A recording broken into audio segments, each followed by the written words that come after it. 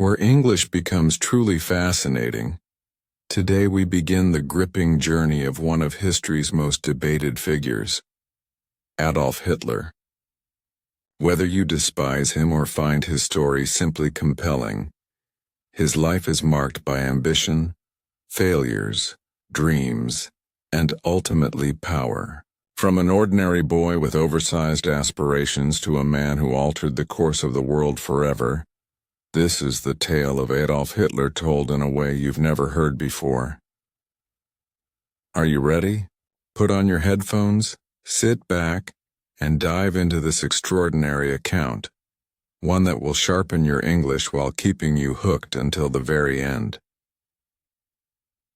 The story begins on April 20, 1889, in a small Austrian town called Braunau am Inn.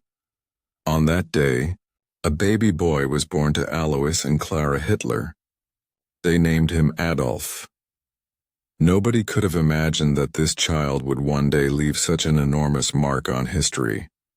As a young boy, Adolf didn't seem unusual. He enjoyed playing outdoors, sketching pictures, and dreaming of a great future. But his home life was far from perfect. His father Alois was a stern man who demanded discipline. He insisted that Adolf follow in his footsteps and prepare for a secure government career. Adolf, however, longed for a different path. "I want to be an artist," he often told his beloved mother, Clara. She adored her son and quietly supported his dream, but she couldn't sway Alois's iron will. Arguments between father and son became frequent. Alois would shout, "Art is not a real profession." Adolf would remain silent, hiding the tears that burned behind his eyes. When Adolf was just 13 years old, his father died suddenly. Many assumed he might feel relieved, but instead, the loss carved an emptiness in his heart. His behavior changed. He skipped classes and lost interest in schoolwork. Teachers remarked, "He is intelligent but lazy." His only passion was drawing. After finishing school, Adolf set his sights on Vienna, Austria's capital. "Vienna is the heart of art. I will become a famous painter there," he promised himself, full of hope. He applied to the Academy of Fine Arts, one of the most prestigious art institutions. But when the results were posted, his world crumbled. He had been rejected. The response was blunt: "Your work is not strong enough." Humiliated but determined, Adolf tried again the following year. The rejection came once more. This time the blow was crushing. With no school and no stable job, his life spiraled downward. He rented small, dirty rooms and at times slept on the streets. To survive, he painted postcards and sold them to tourists for meager coins. Bitterness grew inside him. Why is life so unfair? He often wondered. Then tragedy struck again. His beloved mother, Clara, passed away.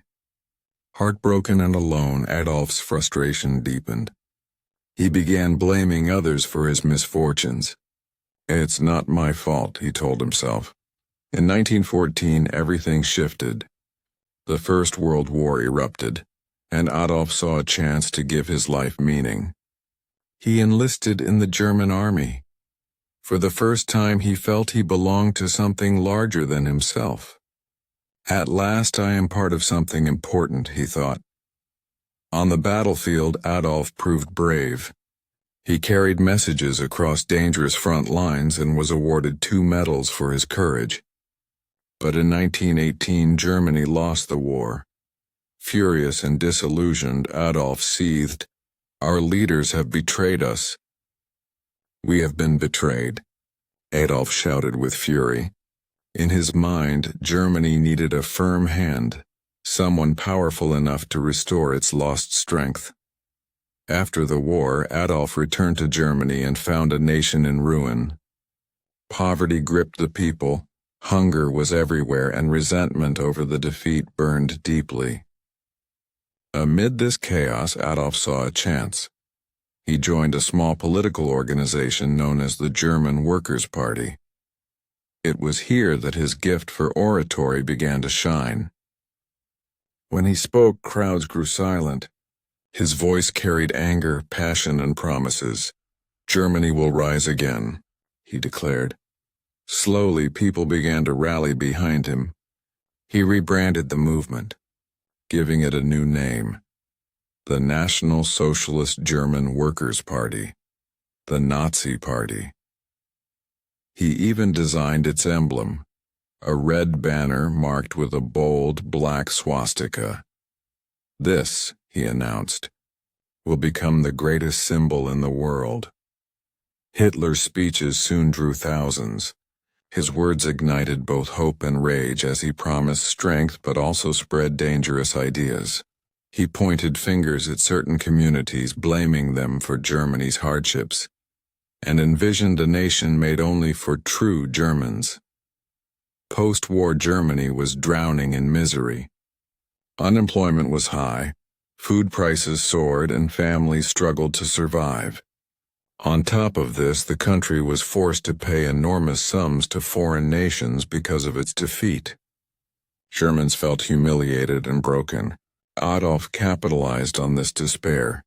"It is not your fault," he assured them. "I know who is to blame." His speeches stirred something in the people. To some, he became a beacon of hope. To others, a spark of dangerous hatred. Either way, his name was spreading fast. Adolf poured his energy into expanding the Nazi Party. He staged massive rallies, giving fiery, emotional speeches that shook his listeners. "Germany will be great once more," he shouted. Crowds roared, clapping and cheering, swept up by his vision. By 1923, Hitler attempted to seize the German government through a coup, later remembered as the Beer Hall Putsch. The attempt collapsed and he was arrested. Adolf spent 9 months in prison, behind bars. He wrote a book titled Mein Kampf, My Struggle. Within its pages, he outlined his vision: Germany must regain power, and certain groups were enemies of the state. The book spread widely and gained popularity, convincing many Germans to adopt his views. Upon release, Adolf returned with even greater determination. The Nazi Party grew stronger each year. By 1933, Adolf Hitler had risen to the top. He was appointed Chancellor of Germany, the nation's highest position. A new chapter had begun. He promised jobs, military strength, and a brighter future. Many people believed him, calling him a savior. They didn't realize what was coming next. Once in power, Hitler transformed Germany quickly. New roads, factories, and schools were built. Unemployment dropped, and the country began to look powerful again. The people were delighted. "Hitler is a hero," they said. But beneath this progress lay dark intentions. Hitler tightened control over every aspect of life. Newspapers, radios, and schools all carried one message: believe only in Adolf Hitler. Those who dared to disagree were silenced, either jailed or worse. He created an elite military force called the SS and organized the Hitler Youth, training boys to fight and absorb Nazi beliefs.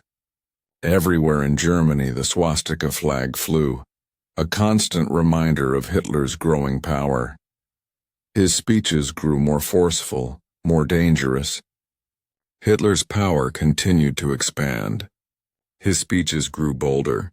"Germany is the greatest nation. We will dominate the world," he proclaimed. Crowds roared back, chanting, "Heil Hitler!" In 1939, he made his most daring move yet, ordering the German army to invade Poland.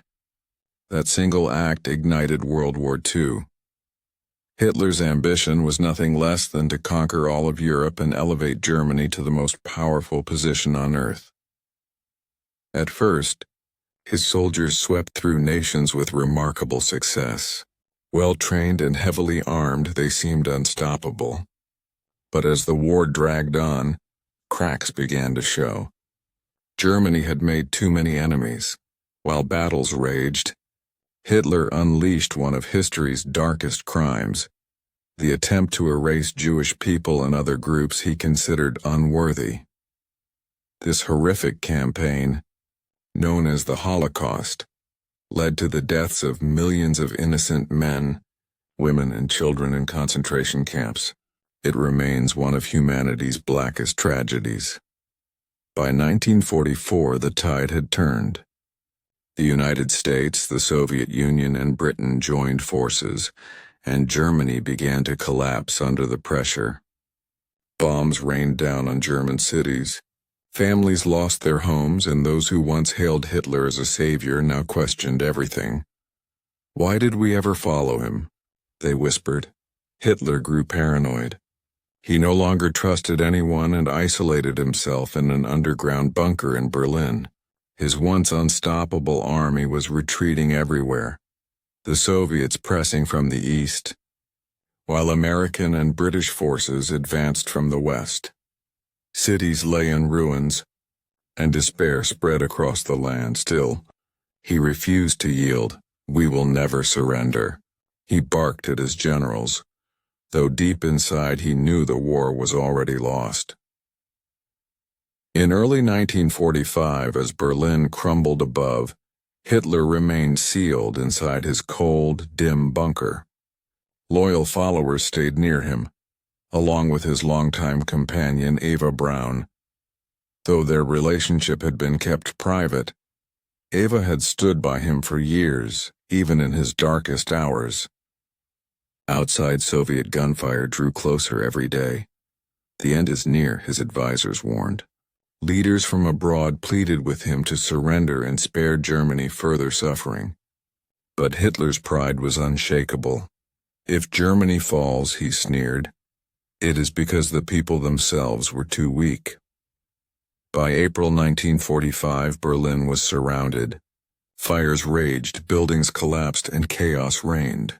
On April 29th, in a quiet ceremony within the bunker, Hitler married Eva Braun. "You have always stood beside me," he told her. Eva smiled softly, though she knew joy could not exist in such a moment. The next day, April 30th, 1945, Hitler summoned his closest aides. "I will not be taken alive," he declared. Believing death preferable to capture, he and Eva retreated to a private room. Moments later, both took their own lives. Hitler was 56 years old. When Soviet soldiers finally entered the bunker, they found their bodies. A week later, on May 8, 1945, Germany surrendered. The war in Europe was over, leaving nothing but ruins, grief, and unanswered questions. Hitler's dream of making Germany mighty had instead brought only destruction and despair. Millions of lives were lost because of his actions. After his death, the world focused on rebuilding. Germany was transformed into a peaceful nation. Yet the horrors of the Holocaust and the devastation of the war were never forgotten, serving as warnings for future generations. Today, Adolf Hitler's name stands as a grim reminder of what unchecked hatred, blind ambition, and abuse of power can cause. His story illustrates how choices, whether small or monumental, shape the future not only of individuals but of entire nations. His decisions led to unimaginable suffering not just for himself but for millions. From history we learn this: hate divides, while compassion unites. Division tears people apart, but kindness builds bridges. Life is too short for bitterness and cruelty. By choosing love over hate, humility over pride, and unity over division, we create a future filled with hope rather than regret. This, then, is the story of Adolf Hitler, a man whose life forever altered the world. A tale of ambition, power, and tragic mistakes. History does not exist only to recount the past. It exists to guide us toward a better tomorrow. Thank you for listening. Don't forget to like, share, and subscribe to English Avenue for more fascinating stories that help you learn English while uncovering lessons from history. See you in the next episode.